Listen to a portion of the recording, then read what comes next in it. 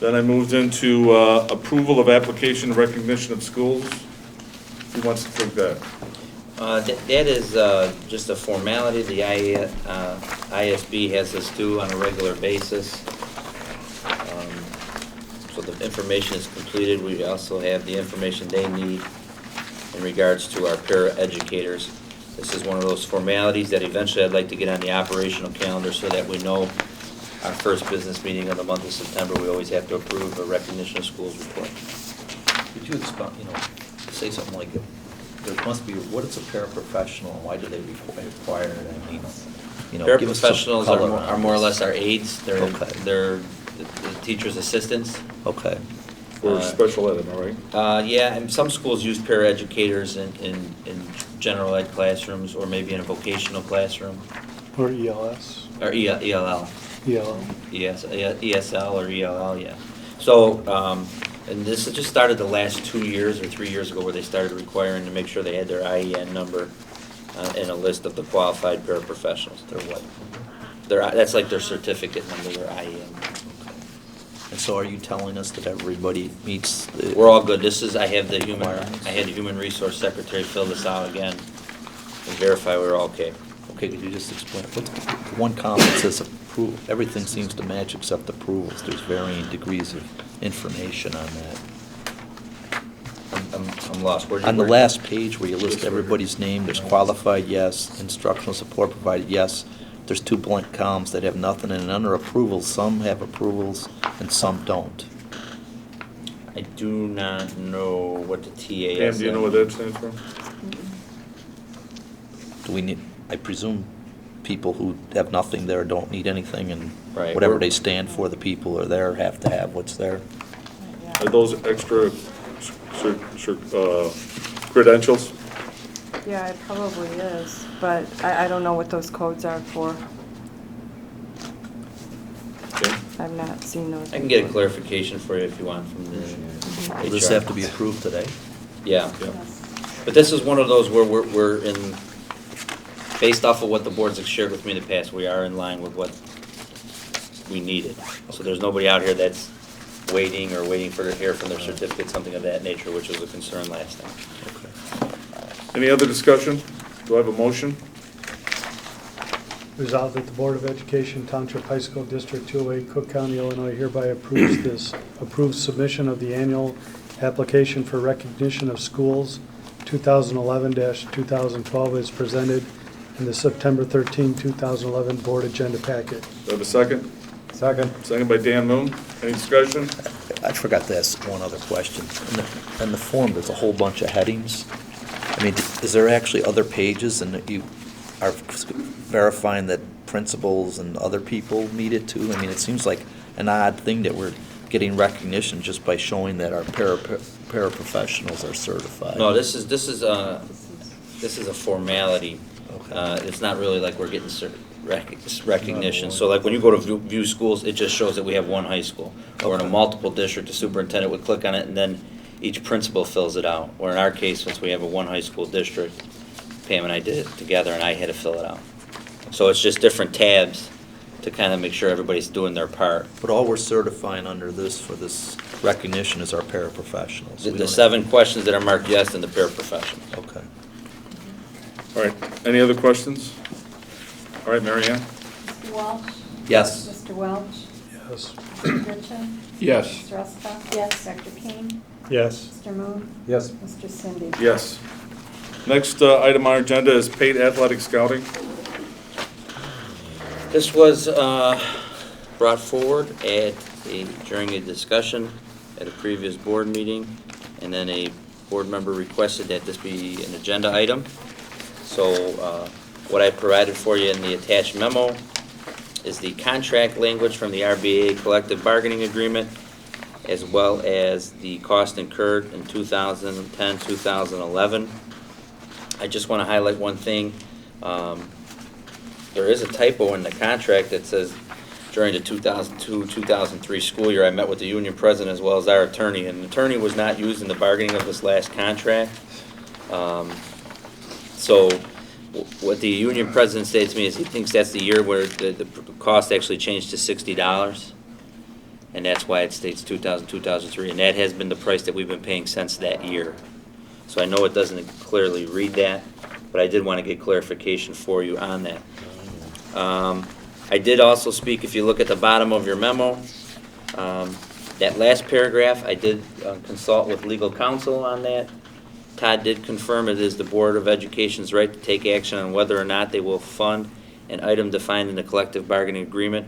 However, he said we just have to make sure the building administration, everyone is aware that no employee can be required or disciplined for not doing the activity in the event that the item is no longer receiving the negotiated compensation rate.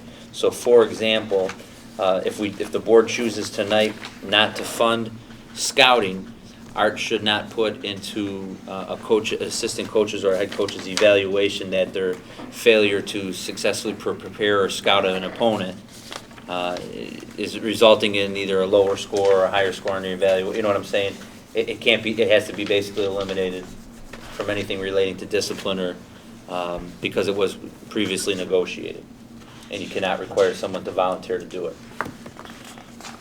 So that's the general background and out of the 3490, one board member did ask how that broke out. It was a few scouting assignments from football, and a majority, I would say over 75%, were girls basketball and boys basketball.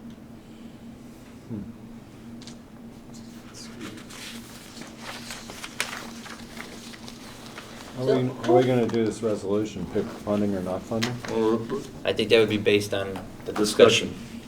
Any other discussions on this? Who are the people getting paid for this? Are they the coaches? Yes, or- sir, they're coaches. Okay. Who benefits from the scouting? Who's the main benefit? Well, it benefits you. Win-loss column. It benefits you to, What happens Develop a usually, plan. what happens usually is like when your varsity's playing on Friday night, the team you're playing next week is also playing on Friday night. So you usually would send a lower level coach or a lower level staff to go watch the other team a week before, so you could come back with some tendencies, strategies, and then develop your game plan for the upcoming week or the upcoming contest. So we can win a game? Yeah, the scouting is very common. Some districts do pay, and some districts do not. Some districts feel it's included in the stipend, and then there are some districts that do pay for scouting. Because it's the philosophy of whatever was bargained, or the athletic department or the administration. it's not specific to this school, it's everywhere. At Triton College, when I coached, we scouted. So we would finish our game up, and I'd go to LaSalle, Peru, Illinois, and write down what was happening offensive and defensively, who to watch out for. So it's not a phenomenon just with RB, it's all sports. And you got paid for it. No, I did not. Why do we just have scouts for girls and boys basketball? Technically, anybody could turn in the scouting. I understand that, but why, based on your research, out of all of our sports, boys and girls, we do it for 3? I think there's more that do some scouting. I think those are the 3 that just turned it in. Okay. Plus, like an individual sport, golf, you wouldn't, you know what I mean? You wouldn't do that. Cross-country, I don't think you can scout a cross-country team. Tennis, I don't know. I know we did it in football, but that was normal to do in football. Well, let's just pick 2 that we all hear about on TV. Baseball, they have tons of scouts, and we don't do scouts for baseball here for some reason. Once again, I think, and Art would probably be able to better answer this. When I talked with him, he said, you know what, a lot of coaches just feel that's what they want to do to win, and that's what they do. And then there's some coaches that saw that, hey, I can get paid for this according to the collective bargaining agreement. They submitted their form. Okay, so either way you make this motion, if you're going to fund it and you don't want to fund it, you can vote no. If you put not funding and wanted to fund it, whatever the motion says will dictate either you're going to say yes or no. So I need a motion on this, either way.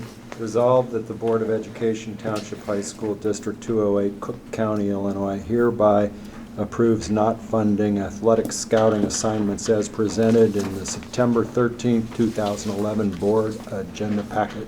Do I have a second? Second. Second by Tim Walsh. Any more discussion?